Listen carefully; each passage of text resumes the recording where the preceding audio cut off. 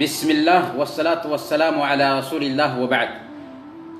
پیارے بھائی اور بہنوں، السلام علیکم ورحمۃ اللہ وبرکاتہ۔ اللہ تعالیٰ نے اس دنیا کو کیوں بنایا؟ کائنات کو کیوں سجایا؟ جنات اور انسانوں کو کیوں پیدا کیا؟ نبیوں اور رسولوں کو کیوں بھیجا؟ کتابیں کیوں اتاری؟ جنت اور جہنم کیوں بنایا؟ ان سارے سوالات کا جواب ایک ہے اور صرف ایک، کہ توحید کے لیے۔ توحید کیا ہے؟ توحید یہ ہے کہ اللہ تعالیٰ کو اس کی ذات میں یکتا مانا جائے، اس کی تخلیق میں، اس کی پیدائش میں، ملکیت میں اور تدبیر میں یکتا مانا جائے، اس کے اسماء و صفات میں بھی اسے یکتا تسلیم کیا جائے، اور عبادات کے سارے کاموں کو صرف اور صرف ایک اللہ کے لیے خاص کیا جائے۔ یعنی اللہ تعالیٰ کو خالق، مالک اور مدبر ماننے کا لازمی تقاضا یہ ہے کہ انسان صرف اور صرف ایک اللہ کی عبادت کرے، اسی سے مانگے، اسی سے مدد طلب کرے، اسی کے لیے رکوع اور سجدہ کرے، قربانی دے تو اسی کے لیے نذر و نیاز دے۔ یہی مقصد ہے انسان کی پیدائش کا۔ اللہ تعالیٰ نے سورہ الذاریات آیت نمبر 56 میں بیان فرمایا، وَمَا خَلَقْتُ الْجِنَّ وَالْإِنسَ إِلَّا لِيَعْبُدُونَ۔ ہم نے جنوں اور انسانوں کو محض اس لیے پیدا کیا ہے کہ وہ میری عبادت کریں۔ جی ہاں، توحید جس کے لیے اللہ رب العالمین نے انسان کو پیدا کیا، اسی توحید کے نتیجے میں انسانیت دو خانے میں بیٹھی، مومن اور کافر۔ توحید کو ماننے والے مومن ہوئے اور توحید کو نہ ماننے والے کافر اور مشرک کہلائے۔ اسی توحید کی طرف سارے نبیوں نے، سارے رسولوں نے اپنی اپنی قوم کو بلایا اور دعوت دی۔ اللہ رب العالمین نے بیان فرمایا سورہ النحل آیت نمبر 36، وَلَقَدْ بَعَثْنَا فِي كُلِّ أُمَّةٍ رَسُولًا أَنِ اعْبُدُوا اللَّهَ وَاجْتَنِبُوا الطَّاغُوتَ۔ ہم نے ہر امت میں رسول بھیجا اور انہیں یہی کہا کہ صرف اور صرف ایک اللہ کی عبادت کریں اور طاغوت کی پوجا سے بچیں۔ طاغوت کیا ہے؟ اللہ کے علاوہ جس کو بھی معبود بنا لیا جائے، اللہ کے علاوہ جس کی بھی پوجا کی جانے لگے، اسے مشکل دور کرنے والا اور ضرورت پوری کرنے والا مان لیا کا مالک بنا لیا جائے، وہ اصل میں طاغوت ہے۔ اللہ کے رسول صلی اللہ علیہ وسلم نے بھی سب سے پہلے اپنی قوم کو اسی توحید کی طرف دعوت دی۔ چنانچہ آپ نے فرمایا، اے لوگو، ایک اللہ کی عبادت کرنے لگ جاؤ گے تو کامیاب ہو جاؤ گے۔ یا ایھا الناس قولوا لا الہ الا اللہ تفلحوا۔ اے لوگو، ایک اللہ کی عبادت کرنے لگ جاؤ، کامیاب ہو جاؤ گے۔ اور اپنی بعثت کی 23 سالہ زندگی اسی نقطہ کو سمجھانے میں لگا دی، یہاں تک کہ حیات طیبہ کے آخری ایام میں اللہ کے نبی صلی اللہ علیہ وسلم یہی بات سمجھاتے رہے۔ دنیا سے جاتے جاتے آپ نے یہی کہا، لعنت اللہ علی الیہود والنصارى اتخذوا قبور انبیائہم مساجد۔ یہودیوں پر اور عیسائیوں پر اللہ کی لعنت ہو کہ انہوں نے اپنے نبیوں کی قبروں کو سجدہ گاہ بنا لیا، اور یہ بھی دعا کرتے رہے، اللہم لا تجعل قبری وثنا یعبد، کہ اے اللہ میری قبر کو عبادت گاہ نہ بننے دینا۔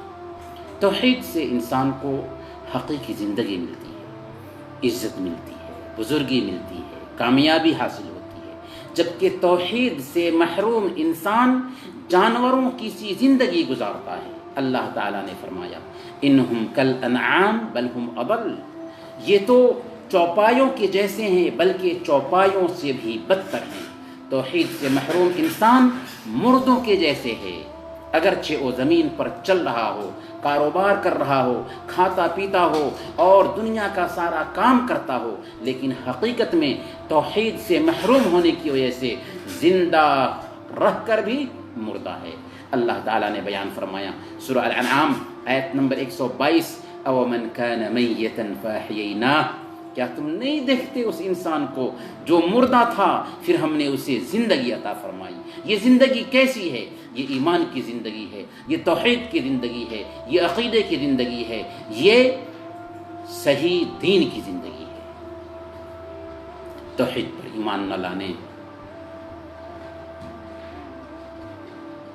اور توحید پر نہ چلنے کی وجہ سے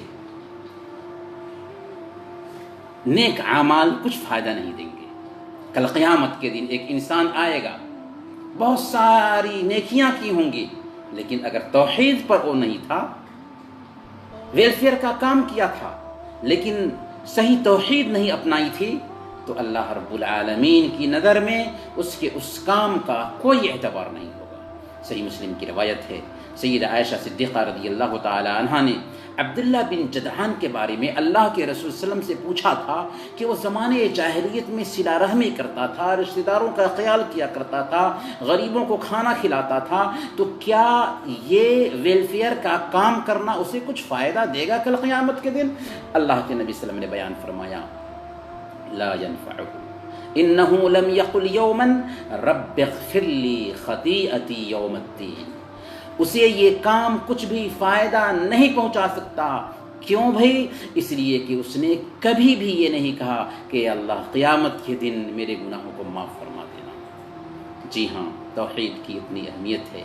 توحید کو قائم کرنے سے ملکوں میں امن اور سکون کا سایہ قائم ہوتا ہے، امن پیدا ہوتا ہے، جسم اور جان کو راحت ملتی ہے، دل اور دماغ کو یکگنا سکون ملتا ہے۔ اللہ تعالیٰ نے فرمایا الذین آمنوا ولم يلبسوا ایمانہم بظلم اولئک لہم الامن وہم مہتدون، جو لوگ ایمان لائے اور اپنے ایمان کو ظلم یعنی شرک سے آلودہ نہیں کیا، ان کے لیے امن ہے اور وہی راہ راست پر ہیں، وہی ہدایت یاب ہیں۔ دوسری جگہ اللہ تعالیٰ نے فرمایا من عمل صالحا من ذکر او انثى وهو مؤمن فلنحيينه حياة طیبہ ولنجزینهم اجرهم باحسن ما كانوا يعملون، جو شخص نیک عمل کرے، مرد ہو یا عورت ہو لیکن با ایمان ہو، تو ہم اسے یقیناً بہتر زندگی عطا فرمائیں گے اور ان کے نیک عمل کا بہتر بدلہ بھی انہیں ضرور دیں گے۔ اور اللہ تعالیٰ نے سورہ طہ میں بیان فرمایا کہ جو لوگ ایمان سے محروم ہوتے ہیں، اللہ کے دین کے مطابق زندگی نہیں گزارتے ہیں، ان کا کیا حال ہوگا؟ وہ ٹینشن میں جئیں گے، پریشانی میں جئیں گے۔ اللہ تعالیٰ نے فرمایا ما انزلنا علیک القرآن لتشقى، ہم نے یہ قرآن تجھ پر اس لیے نہیں اتارا کہ تو مشقت میں پڑ جائے۔ ومن اعرض عن ذکری فإن له معیشة ضنکا ونحشره یوم القیامت اعما، کہ جس نے میری یاد سے اعراض کیا اس کا گزران تنگی کا ہوگا۔ توحید سے توہم پرستی کی بیماری بھی دور ہوتی ہے، باطل افکار اور شیطانی وساوس سے ہم محفوظ ہو جاتے ہیں اور ہمارے دل کو عجیب طرح کا سکون اور اطمینان حاصل ہوتا ہے۔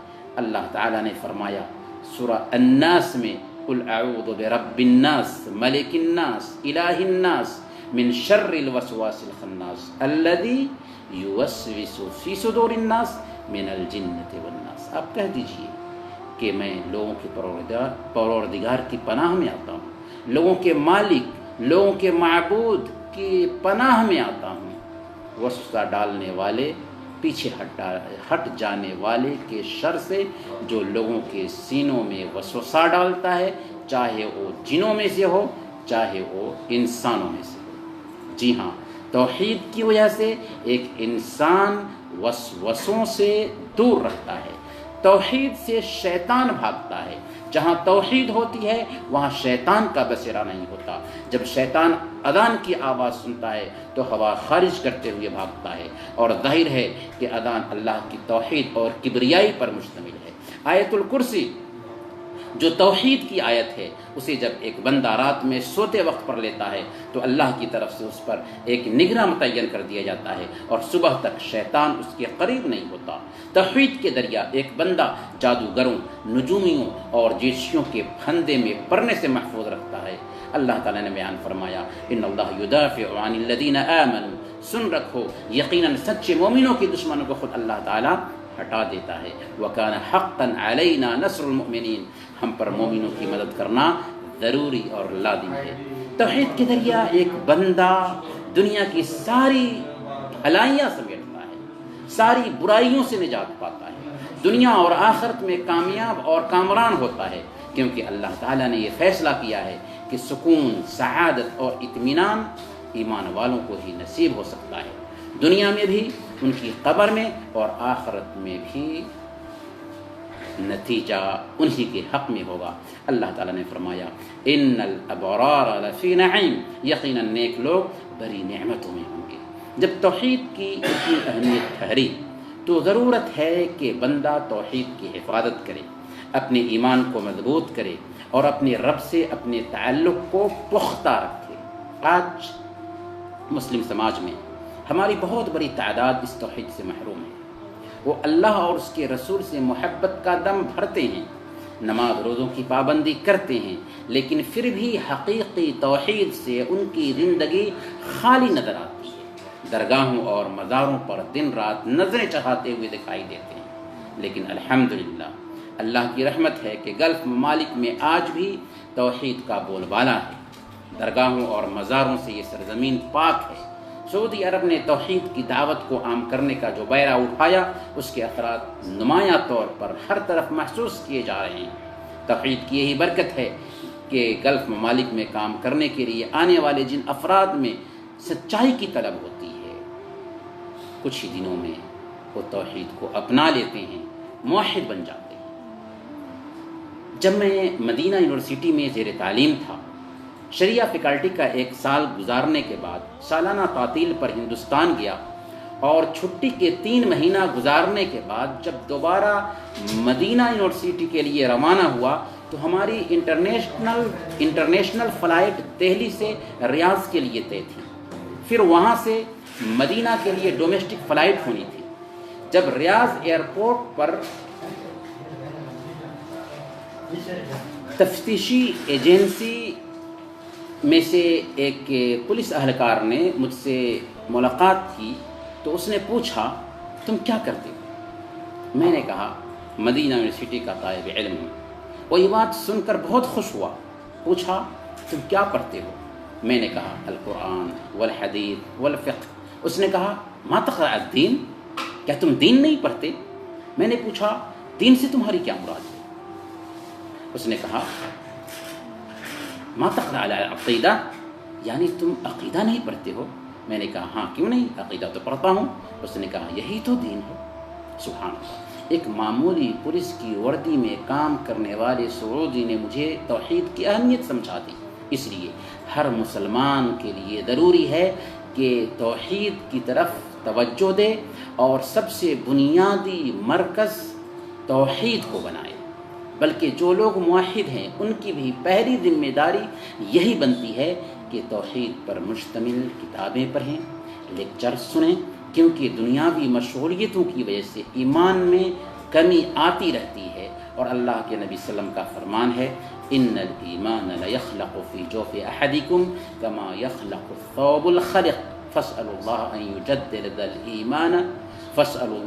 یجدد الایمان فی قلوبکم، بے شک ایمان تمہارے دل میں بوسیدہ ہو جاتا ہے جس طرح پرانا کپڑا بوسیدہ ہو جاتا ہے۔ اس لیے اللہ سے سوال کرو کہ اللہ تعالیٰ تمہارے سینوں میں ایمان کی تجدید کر دے، اور ایمان کی تجدید صحیح معنوں میں تب ہوگی جب ہم توحید کو پڑھیں گے، سمجھیں گے اور اپنی زندگی میں اسے برتیں گے۔ اللہ تعالیٰ سے دعا ہے کہ اللہ تعالیٰ ہم سب کو توحید پر قائم رکھے۔ وصلی اللہ علی نبینا محمد وعلى آلہ وصحبہ اجمعین.